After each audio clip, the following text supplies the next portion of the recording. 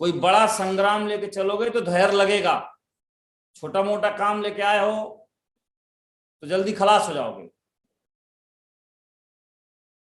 कोई मिशन है, कोई क्रांति बड़ा लेके चल रहे हो तो धैर्य चाहिए, आपके पगलाने से नहीं होगा। हम इतने दिन हो गया, हमारा क्या हुआ, क्या हुआ, क्या हो जाएगा, क्या किए आप इतने दिन में? आप दिनों को गिन रहे हो, लेकिन दिनों में किया क्या है आपने? तो कभी इसको जोड़ा? पेशेंस, धैर्य रखिए। 11 साल से धैर्य बनाया हुआ हूं और जब तक सांसें बनाए रखूंगा। यह है धैर्य। ट्राई मारने नहीं आया हूं, 2 साल ट्राई मारता हूं, 1.5 साल ट्राई मारता हूं, 3 साल और देखता हूं। क्या देखते हो? जिद्दी बनो ना, जीत के रहेंगे। क्या देखता हूं? क्या ट्राई मारते हो? ट्राई मारने के लिए समय क्या जीवन में? अचीव करना है तो करना है, चाहे आज चाहे कल। 11 साल से धैर्य रखा हूं। आप कहेंगे आप सर कामयाब हो गए ना इसलिए धैर्य रखे ना। हम धैर्य रखे थे इसलिए कामयाब हो गए। उल्टा बोल रहे हो आप। कामयाब हो गए इसलिए नहीं धैर्य आता है, धैर्य रहता है इसलिए कामयाब होता आदमी।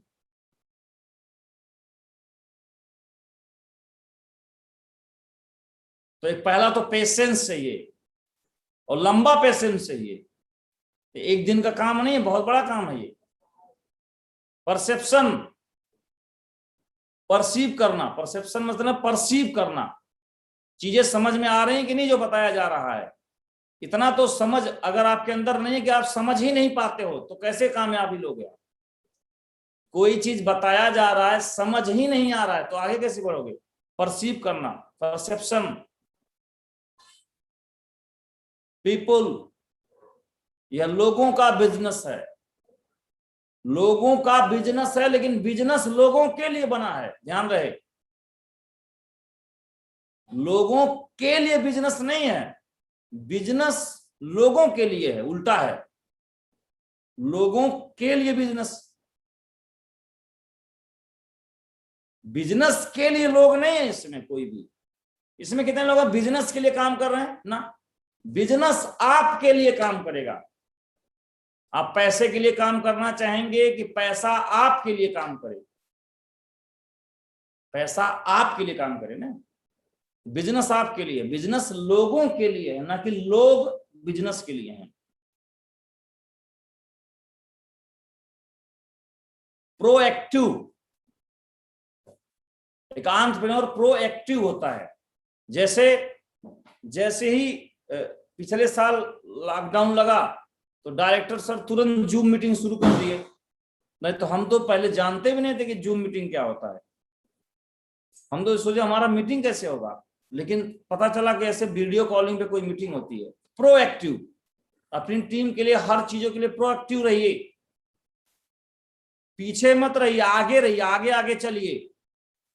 प्रोएक्टिव, जैसे भारत कोविड के मामले में प्रोएक्टिव नहीं रहा। अमेरिका हर व्यक्ति के नाम से 3 वैक्सीन रख चुका है। कितना? हर व्यक्ति के नाम से 1 लगवा चुका है, 2 एडवांस रिजर्व में रख चुका है। और भारत लगाया किसी को नहीं, पहले में बेचना शुरू कर दिया। अभी यहां पे लगा ही नहीं है वैक्सीन और बेच भी दिया, दाने भी बढ़ गया और लगाया भी नहीं किसी को। अभी ऐसा मूर्ख देश तो हम नहीं देखे कहीं आज तक। मतलब अपने ही लोगों को नहीं मिला, दूसरे दान कर रहा बंदा। अजीब बात है भाई। और जबकि दुनिया की सबसे बड़ी वैक्सीन कंपनी भारत में, आपको बता दें, पता है आपको? दुनिया के जर्मनी, फ्रांस, इटली, मैक्सिमम देशों में जो ब्रिटेन जो वैक्सीन जा रहा है कहां से आ रहा है? भारत से भाइयों, भारत से। कोई सीरम इंस्टीट्यूट पूना वाला जो भाग गया, अभी लंदन में है, यहां के गुंडों के धमकी की वजह से।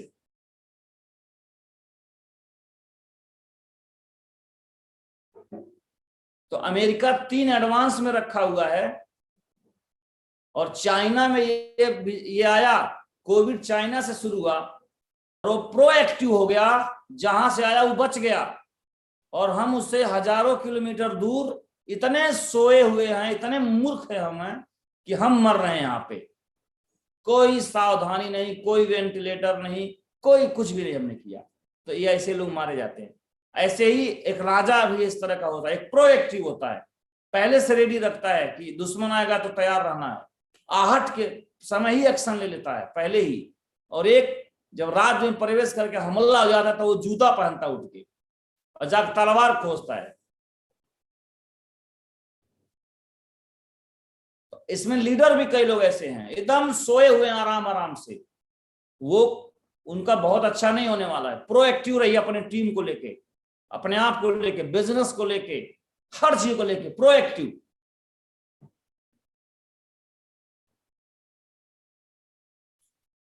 और परमानेंट चेंज के लिए तैयार रहिए आप।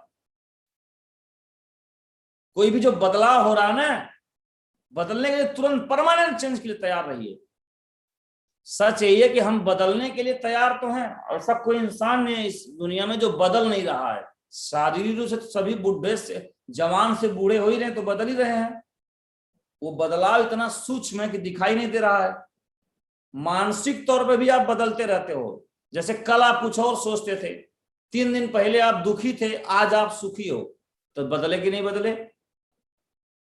4 दिन पहले डिमोटिवेट था, आज मोटिवेट हो तक आप बदल तो रहे हो। ऐसा तो कोई है नहीं जो बदल नहीं रहा है। लेकिन जिस बिजनेस में काम कर रहे हो, जिस संस्था में काम कर रहे हो, वहां के लेके भी बदलाव होनी चाहिए ना। तो अभी जैसे फील्ड में नहीं निकल सकते, बाहर ज्यादा नहीं घूम सकते, तो जितना जल्दी घर में ही रहते हुए बदल जाएं, घर में ही रहते हुए उसी रिजल्ट को हासिल करने, घर में रहते ही उसी ट्रेनिंग को करें, घर में रहते हुए उसी प्लान को, उतना ही प्लान हो हमारा जितना हम प्लान डोर टू डोर करते थे, वही प्लान हमारा घर पे रहते हुए हो जाए। वही रिजल्ट हम घर पे रहते हुए कैसे कर सकते हैं, इस बात को लेके कितना जल्दी आप चेंज हो जाएंगे, बदल जाएंगे, स्वीकार कर लेंगे इस हालात को कि इसी हालात में मुझे इतिहास लिखना है, उतना ज्यादा बेहतर है। तो कई लोग बदल लेंगे नहीं, वो कहेंगे अब कोविड जाएगा, कोविड भारत जैसे देश में 2-3 साल लग जाएगा जाने में। इतना मैंने कहा नहीं, ऐसा आलसी देश है, यहां कोई तैयारी नहीं है, ब्यूरोक्रेट अपना मजा ले रहा है। शिक्षा मंत्री खाली बयानबाजी दे रहा कि सब ठीक ठाक है, मुख्यमंत्री प्रधानमंत्री बता रहा वैक्सीन लगवा लो, वैक्सीन है ये नहीं बोल दिया लगवा लो। हमारे राज्य में कोई दिक्कत नहीं, गैस फुल है। यहां ऐसे ही खाली बोले जा रहे हैं, कहीं कोई तैयारी नहीं, बोल दिया बस।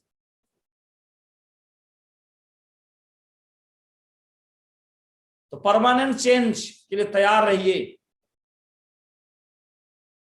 परसिस्टेंट बोलते ना, कंसिस्टेंसी एंड परसिस्टेंसी।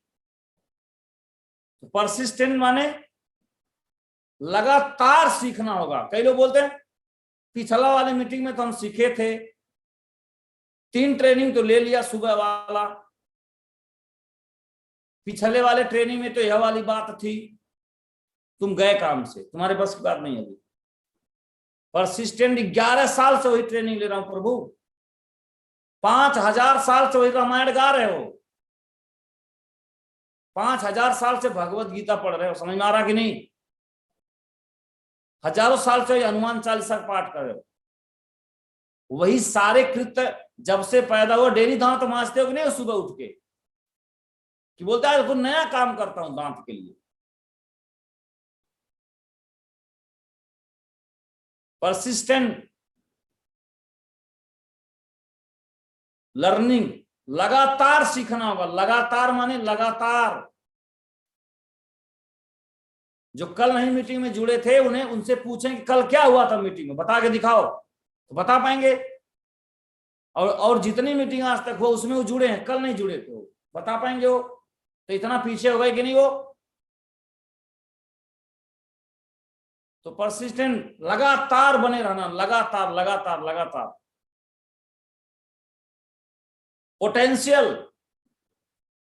इस समय रेस्टोरेंट बंद है, सिनेमा हॉल बंद है, मैरिज हॉल घाटे में है, होटल घाटे में है, फ्लाइट घाटे में है, बार डांस बार बंद है, सब बंद है। इन सभी लोगों को पकड़िए और प्लान दिखाइए कि हमारे बिजनेस का पोटेंशियल क्या है। समझो तुम्हारा सिनेमा तो गया, तुम्हारा स्कूल भी गया, तुम्हारा रेस्टोरेंट भी गया, तुम्हारा सब गया। ये बिजनेस है, इसकी पोटेंशियल को जानो, कितना बड़ा पोटेंशियल है, कितने लोगों को रोजगार दे सकता है। इस पोटेंशियल को समझना और समझाना सीखिए। एक ऐसा बिजनेस अपने पास होना चाहिए जिसमें अनलिमिटेड पोटेंशियल हो, वह बिजनेस अच्छा है। तो हम जिस बिजनेस में कर रहे हैं, पोटेंशियल है कि नहीं? हम कर नहीं पाए, पहुंच नहीं पाए, वो अलग बात है। हम वह अपने मन मुताबिक लेवल अभी नहीं हमने हासिल किया हुआ है, लेकिन वह मन मुताबिक लेवल हासिल किया जा सकता है कि नहीं, बताइए आप। वो संभावना है कि नहीं, है ना? तो पोटेंशियल कितना है इस बिजनेस में? बहुत ज्यादा। अगर आप नौकरी करते हैं, एक ग्लास है आपके पास, ये तुरंत भर जाता है ना। इसके ऊपर ढक्कन लगाते हैं तो कोई चीज डालेंगे तुरंत भर जाएगा, कैप लग जाएगा। बहुत आप बड़ा करोगे तो जार थोड़ा और बड़ा कर लोगे। कुछ ऐसा चाहिए जीवन में जो यहाँ पे कैप ना हो, उछाल आसमान में जा सके। इस पोटेंशियल की मैं बात कर रहा हूं। इस बिजनेस में क्या बन सकते हो आप? एक लीडर, खुल के लीडरशिप आपके अंदर आ जाएगा, एक स्टार बन सकते हो आप। पैसे के लिए यहां सिर्फ काम नहीं करते लोग, पैसा यहाँ पे बाई प्रोडक्ट है, वो आएगा ही आएगा, मूली के साथ डंठल की तरह। व्यक्तित्व में निखार हो जाएगा, लोगों के लिए कुछ कर जाओगे आप, बहुत कुछ बदल देगा आपकी जिंदगी को। बहुत बड़ा पोटेंशियल इस बिजनेस में। आपको एक बीज को खिलने के लिए बहुत ज्यादा पोटेंशियल इस बिजनेस में। परसेवरेंस, परसेवरेंस माने डटना, रुक जाओ, ठहर जाओ। जब तक तोड़ेंगे नहीं तब तक छोड़ेंगे नहीं, डटो, अडिग हो जाओ। एक कूदते रहे, आज यहाँ कल वहां परसों वहां, आज दुकान खोले, फिर पढ़ाई किए, फिर नौकरी तैयारी किए, फिर थोड़ा डायरेक्ट मार्केटिंग किए, फिर दूसरा कंपनी किए, फिर तीसरा कंपनी किए, फिर चाय की दुकान खोल लिए, फिर फलाना टेंट तंबू खोल दिए, फिर लोन ले लिए, तो तुम कुछ भी कर लिए। तुमको तो मैं लिख के दे सकता हूँ, साइन मार के, ये जो हरकत है तुम्हारी, तुम फेलर रहोगे जिंदगी में। कहीं डट जाओ भाई, कहीं पर भी डटो ना, किसी भी एक काम में डटो तो पहले। तो परसिवरेंस माने डट जाना एकदम।